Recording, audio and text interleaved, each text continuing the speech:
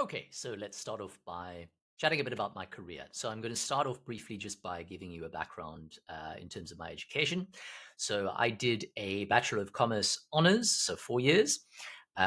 Commerce was something that I was really interested in.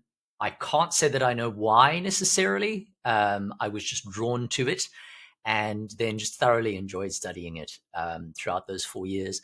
I then, after a couple of months of graduating with that honors degree, started working full time, simultaneous to starting a full time master's degree. Looking back, I don't know how on earth I had the energy to do both of those things at the same time, but I'm glad that I did because I could accomplish both over the same time frame. So I studied a Master of Business Science at the University of Cape Town. I graduated in December 2019. And then simultaneous to that, I was working full time in marketing. I actually haven't worked in people operations my entire career. I was working in marketing and enjoying it. I was at the same time executive assistant to the managing director of that company. So I was doing a dual role, very, very busy. And during those years, those sort of formative years of my career, I spent a bit of time helping my then HR manager with some HR related things. I don't use the term HR now. I speak about people operations or people and culture, which is, if you don't know, a short summary, basically a re envisioning of human resources. So I have a very people first mindset, a very people focused mindset. So this new sort of approach, this new methodology that businesses are shifting towards, away from HR and towards people operations, really suits me in terms of my approach to my work and who I am as a person. But basically, to be really reductive, HR tends, at least old school HR, tends to be very siloed. So they're their own department. They tend to be more reactive, and they tend to focus on enforcing policies and payroll and sort of very, very particular things in a box in a separate department. People operations or people and culture tends to be proactive um, and not siloed, but rather having involvement across all of the teams, sort of being very nicely integrated across the business and knowing what's going on with the people at the business and with the team dynamics and that kind of thing. So there's that sort of psychological element to it, which is very fascinating for me personally. Proactive in terms of thinking about how do we not only how do we attract great talent, but how do we retain the great talent that we have? How do we keep people learning and developing and keep them fulfilled in their roles? Can we predict kind of where we're headed with diversity, equity, and inclusion? And how do we sort of, you know, be better at that? Can we predict how this policy is going to have an impact and get ahead of any issues that it might cause? So proactive rather than reactive, and very, very people focused. And so I use people operations and people and culture. I'd use the terms interchangeably, but that was just a little side note. So anyway, I was then helping my then HR manager with things like organizing a cultural event for team building or organizing a staff wellness session. Or I was helping her with some recruiting and hiring, providing support to her there. And doing those things really piqued my interest. I think if you can sort of think of it as one of those sort of career defining moments where you go, hold on, I'm really, really enjoying this. Perhaps this is what I would get even more fulfillment out of doing full time. But I didn't. I continued working in marketing for a while and still providing that assistance. And then when I left that company, I asked my HR manager, whom I knew very well, if she thought I would be good in the people sphere. And I got a resounding yes. based on my personality and my work ethic and my skills? I got a resounding yes. And so I decided that for my next role, I was going to pivot. I was going to use my transferable skills and motivate uh, why I wanted to and was fit to pivot into the people space. I figured it would be a really good blend of my organizational skills and my people skills, which it has absolutely proven to be. I've enjoyed it even more than I thought that I would. So that's kind of my that's the segue. That's sort of my entrance into people operations, which is what I've been doing for the last couple of years. Um, I shifted into people operations. I started out with a more established company. The company had existed for around 30 years. It was busy going through somewhat of a refresh and a restructuring. And so I worked with them on kind of researching South African labor legislation, advising the co-owners on people matters to do with hiring, onboarding, offboarding, that kind of thing. I worked to overhaul a lot of the data that they had, so sort of digitizing things, securing them, storing them in the cloud. So there's a lot of that kind of thing. It was a really nice way to sink my teeth into the people operations space. I emigrated from South Africa, from Cape Town, to Edmonton in Canada, um, up in northern Alberta. And I started working for a SaaS tech startup operating in the security space. That role, I was basically the first full-time solely people ops focused hire, if that makes sense. So there was no people team. I reported directly to senior leadership. So I was sort of a, a people team of one, if I can put it that way without wanting to sound immodest. So a lot of responsibility. And as you can imagine, working at a tech startup as a team of one in people operations, you gain a depth and breadth of experience that's comparable to no other. So it's a fantastic opportunity for me to just really dive in the deep end with people operations. And it solidified the decision that I'd made. I had an absolute blast. So I worked with that company for around 2 years, managing basically their people operations function. That was for a team of 65, a global team. So most of the company was working fully remote. I was hybrid, so I came into the office sometimes. And that was really my introduction into not only people operations, but also tech, which is an industry that, or a sector that I really enjoy. It's very fast paced. It's very exciting. There's a lot of new developments happening. You really have to keep up to date. You never really know what to expect in terms of what the industry is going to do, as we've seen, especially over the last couple of years. But I like that. And there are a lot of challenges. And I like that as well, because I'm a problem solver naturally. So I like being given those challenges. And especially the autonomy to work on those. So that role, I had a lot of trust, I had a lot of autonomy, a lot of responsibility. So very used to juggling a lot of multiple simultaneous, very important and impactful tasks, reprioritizing those tasks at any given moment. So being ready to pivot and adapt to change, as is the nature of a venture capital backed tech startup, especially. Wearing multiple hats, which is a commonly used phrase, but it really was the case in that role. So I've never been the kind of person who said, oh no, I couldn't help with that, or I couldn't work on that. It's outside of my job spec. That's just not who I am. And that's just not a reality of, I think, working in the people space. It's definitely not a reality of working for a tech startup. So I had my role, but my role expanded and it evolved over time, and I was very happy with that. I would be all hands on deck helping out other team members whenever I had the time with things that were not part of that role, even if that was taking a coffee cup from someone's desk and washing it up before I left the office because they forgot it there. You know what?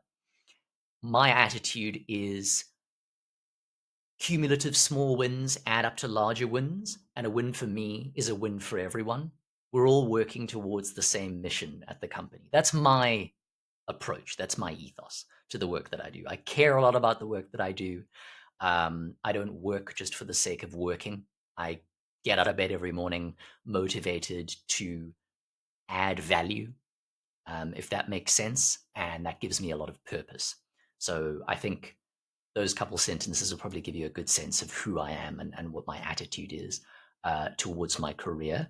Um, it's not even about retaining my job, in terms of doing great work. It's about when I go to bed at night, being able to be proud of what I've done, being able to speak about what I do in my career, and being able to know that I've done great work. That's what motivates me to kind of approach my work that way. It's not about impressing other people. It's not about getting, rewards or anything. I would be happier to celebrate a win as a team than to get a personal accolade. I don't have an ego like that. It's not about personal accomplishments for me, genuinely. Being humble is really important. So I'd rather just put my head down, do great work, and then be able to silently, in my own time, be happy and proud of what I've contributed. Um, that should also give you a good idea of who I am as a person, which is the next section of this video, but it's relevant now. So um, the last thing that I was exposed to and that I got very used to was, and this is another sort of cliche phrase, but building the plane while you're flying it. That really is a very real thing in the startup space. I got very used to, at that company, building things from the ground up. They're just building things from scratch. Hey, Quintin, we don't have this, but we need it. Can you make it? And I'll just go, sure. And I remember my then manager once saying, she really believes that space, that role suits me well because, I'm paraphrasing, but in her words, my attitude is, what's the next challenge and how can I help solve it? Let's go. Let's just do it. Um, and and that was true, and that still is true. But I appreciated hearing it from someone else, and so yeah, just building the plane while it's flying it. At a company, even if something does exist, sometimes you have to rework it, and sometimes that involves almost completely rebuilding it or entirely rebuilding it, whether that's a process, a people process, a policy, whatever. And so I got very used to doing that. Um, in another role, a good example of that is that I managed a conflict resolution process while simultaneously building the company's first ever conflict resolution policy to manage conflict resolution processes, if that makes sense. So there, I was managing an active conflict resolution process within my first month of working at a company, separate role, um, with people I didn't know and dynamics I wasn't used to, using my prior experience and best judgment, while on the sidelines, when not having, one-on-ones to kind of deduce what was going on and come to a conclusion and a recommendation, writing a conflict resolution policy that the company could use, and kind of using the one I was managing to inform the one I was writing. So truly building the plane while I was flying it. But again, challenging, yes. Enjoyable, also, yes. I like a good challenge, and that truly was one. So yeah, in terms of the tasks, that depth and breadth of experience that I mentioned earlier, I have worked across the entire employee life cycle. So all the way from recruiting and hiring, and I've hired across multiple different countries, Those include South Africa, the United States, Canada, the United Kingdom, um, Malaysia, Spain, New Zealand, and Australia. There may be more, but it includes those. I've been told that I'm very good with accents.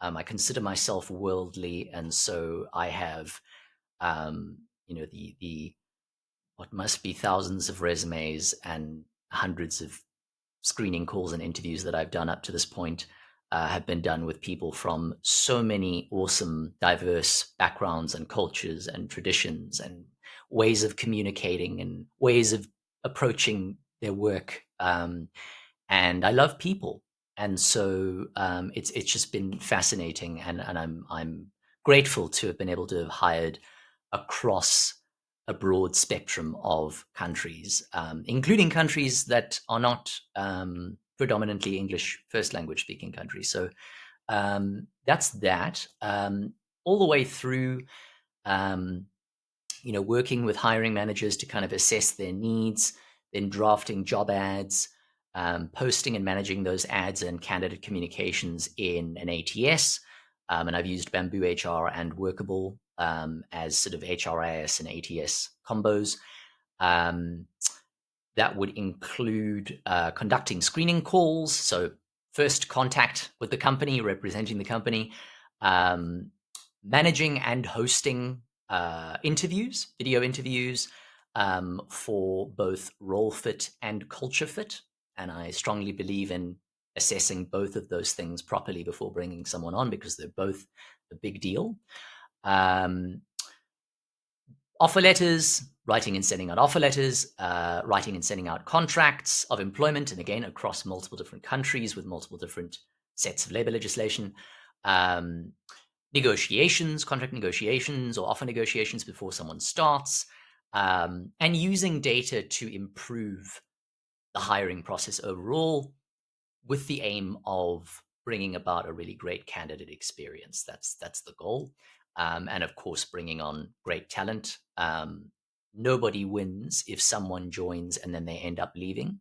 That person is without a job, and the company has to go back to the drawing board and start hiring again. And so, refining the hiring process and learning through hiring more and more has led me to a place where um, I'm able to assess candidates to a degree where I have a high level of confidence that I'm making a recommendation to bring on the right person for the role.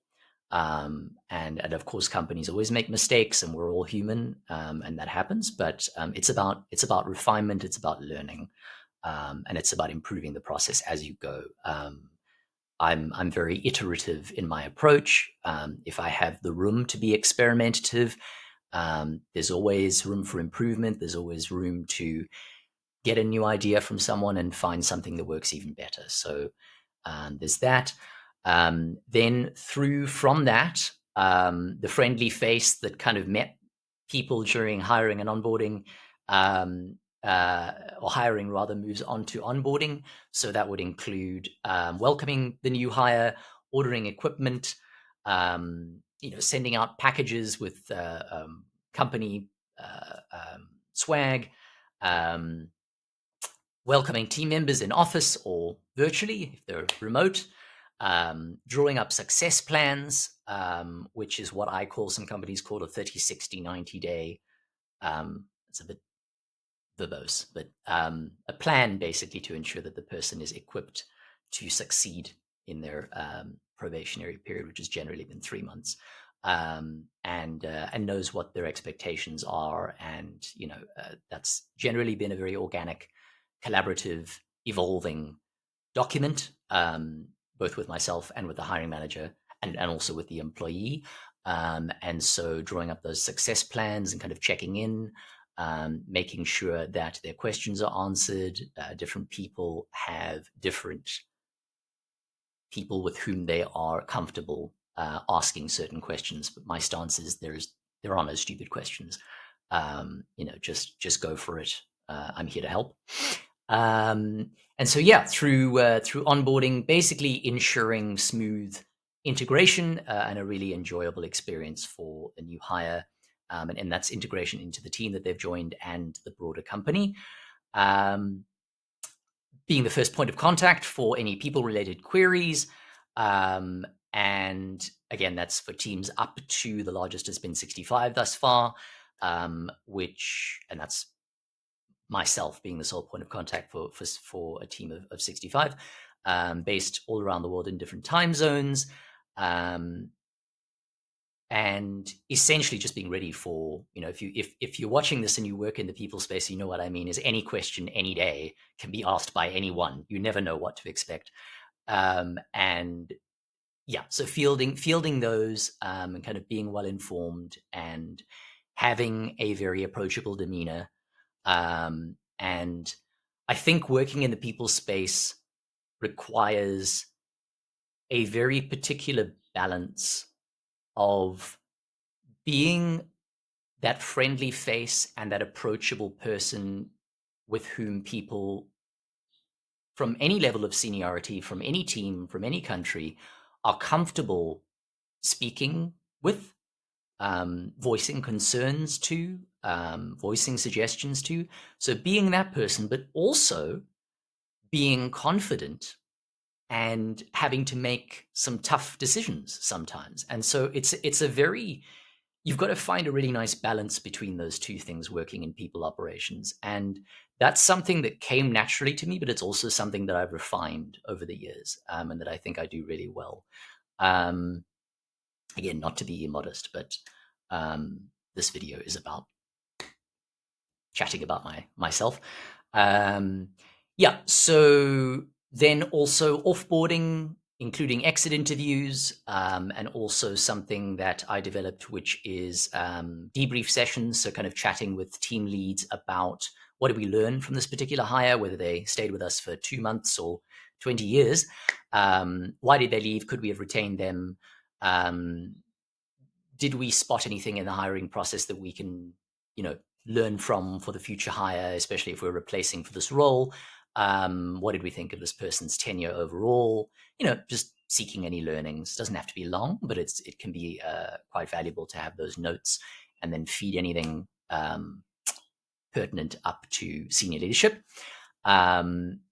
Then I have run performance and compensation review processes, and that included benchmarking both internally and externally. It also included doing salary adjustments, calculations myself, for raises, both inflationary and merit-based in terms of the scoring system, negotiating,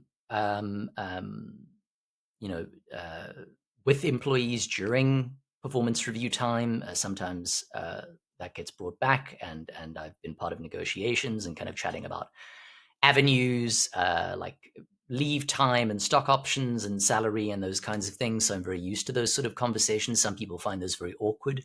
I'm very comfortable with that kind of thing.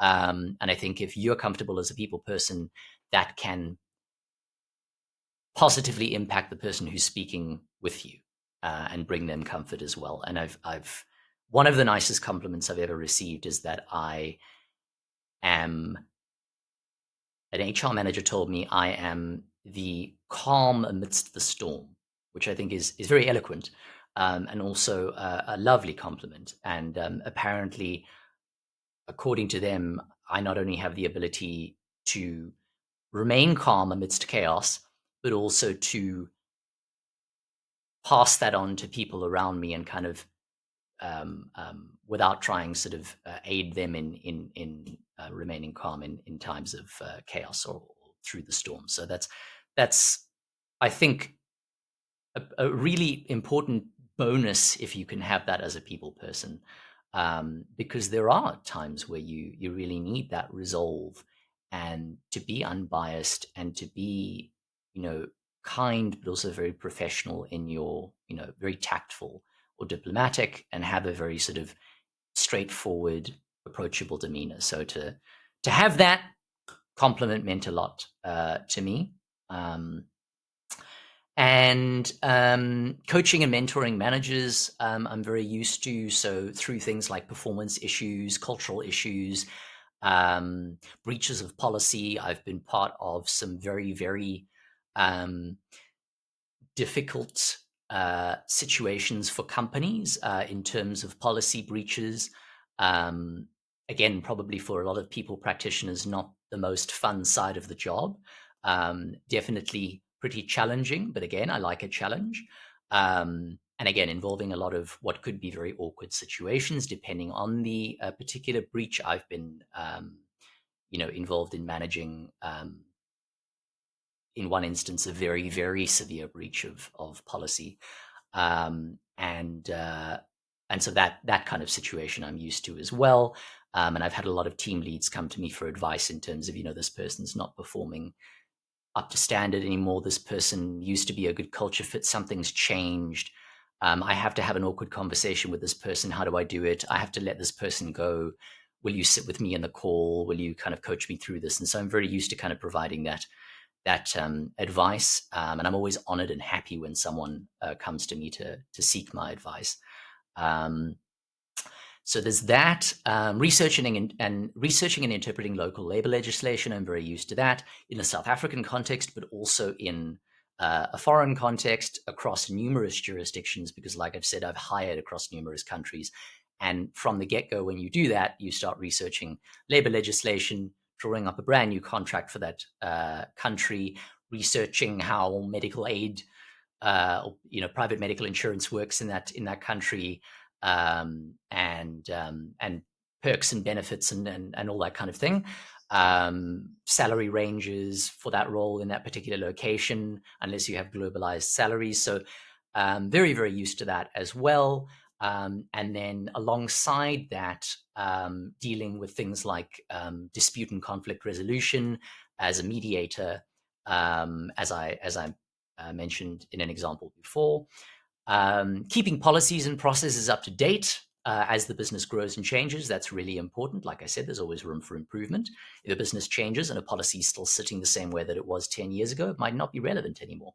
It might not even match your team composition anymore. So keeping that up to date, and being proactive. Like I said, going in, if you have some time, scrolling through, checking if everything still makes sense, checking if the wording of anything could be improved, and then obviously being there to answer questions about policies that the broader team has access to, which was very common in numerous of the roles that I've been in. Managing an HRIS and ATS system, I mentioned this earlier. I've done that with Bamboo HR and with Workable. But I'm a techie.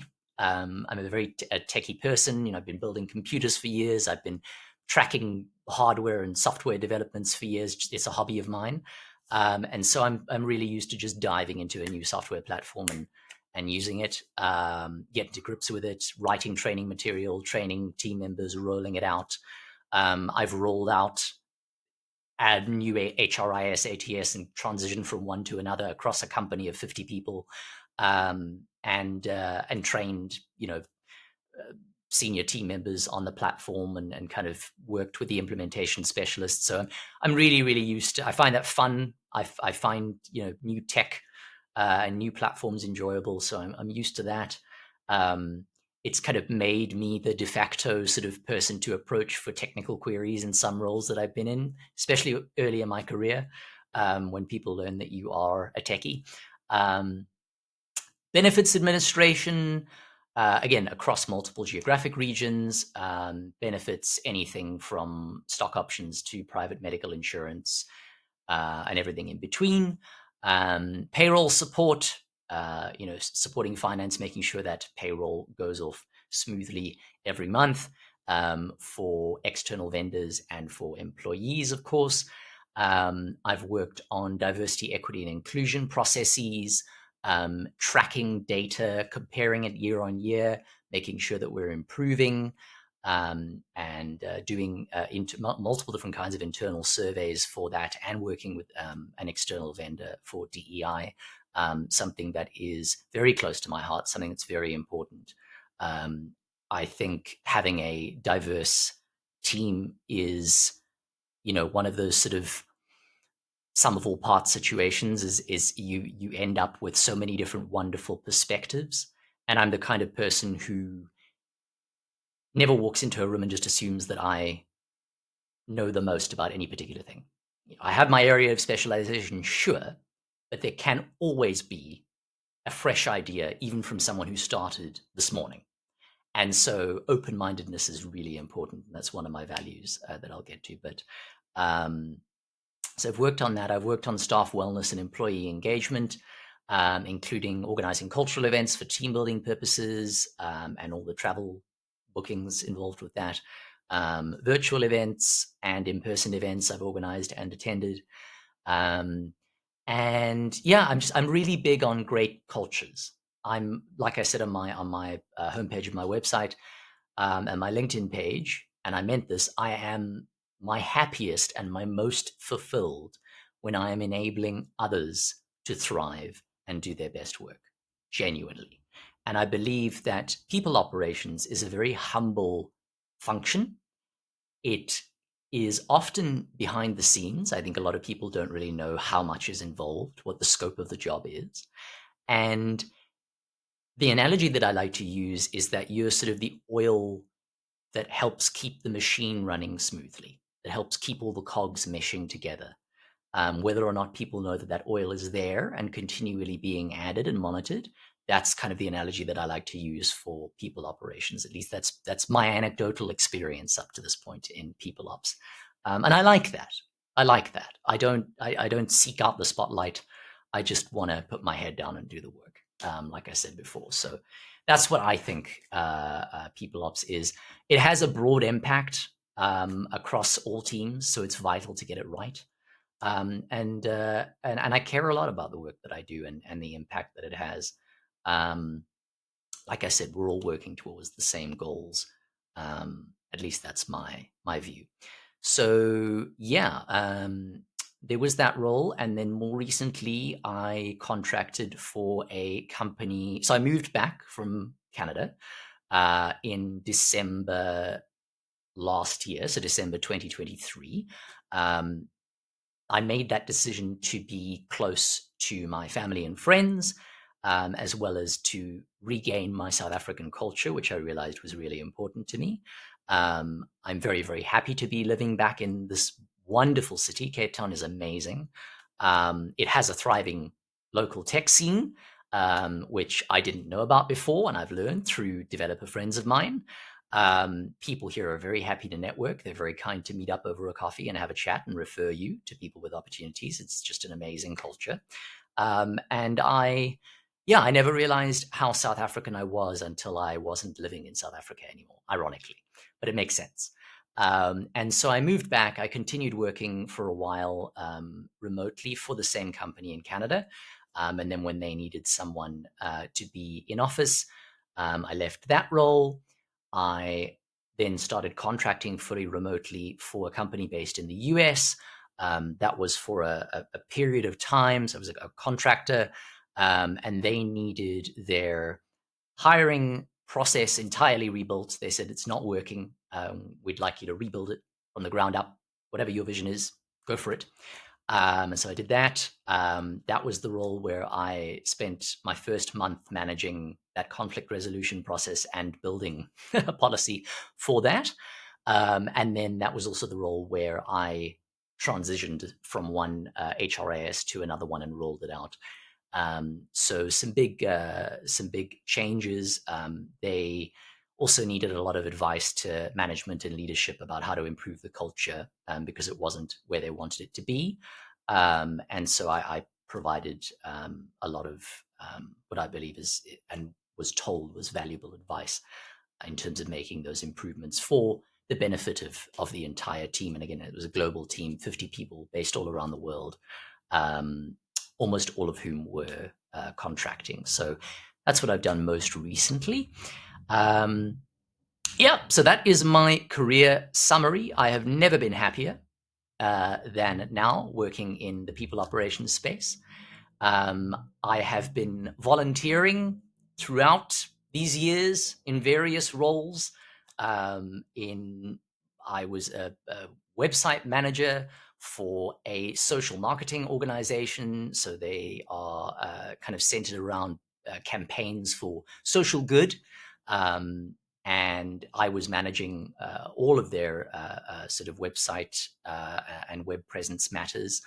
Um, I have volunteered for locally here for the Oscars Arc Woof Project, which is a dog adoption center that travels around the city. I love animals, and so I can be found there sometimes, spending quality time with the puppies or walking the adult dogs. And I've been a community organizer for a fiber provider when they were rolling out fiber in my city before I moved overseas. So I've done numerous volunteer roles as well. I don't talk about them much because, again, I don't do that for recognition. I do that because they're passion projects, they're causes that I care about. But just to let you know that I've kind of sort of things that I keep myself busy with on the sidelines when I'm not relaxing. Yeah, so that is my career summary. And in the next section, I will chat about my skills and my tech platform proficiencies.